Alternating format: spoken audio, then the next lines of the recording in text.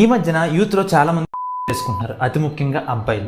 IPhone తీసుకోలేదని కొంతమంది and కాన్సర్ట్స్కి ticket దొరకలేదని కొంతమంది ఇలాంటి సిల్లీ రీజన్స్తో తమ లైఫ్ని ఎండ్ చేసుకుంటున్నారు. ఎందుకు ఇలాంటి సిచ్యువేషన్ వచ్చింది? సొసైటీ వల్ల, స్కూల్ వల్ల, కాలేజ్ వల్ల, పేరెంట్స్ వల్ల, లేదా ఫ్రెండ్స్ వల్ల, లేదా సోషల్ మీడియా వల్ల, దేని వల్ల?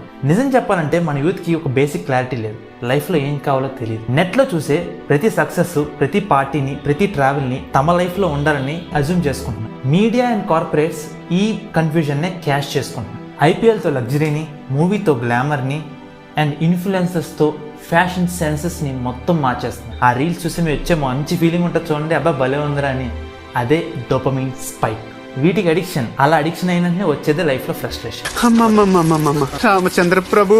సో ఇదంతా బాగానే ఉంది, దీనికి సొల్యూషన్ ఏంటి బాస్ అంటారా? సింపుల్ అండి, limit social media. Just open చేసేటప్పుడు ఓకే నేను ఒక ఎంతసేపు చూడాలని 50 మినిట్స్ టైం ఫ్రేమ్ పెట్టుకుని చూడండి.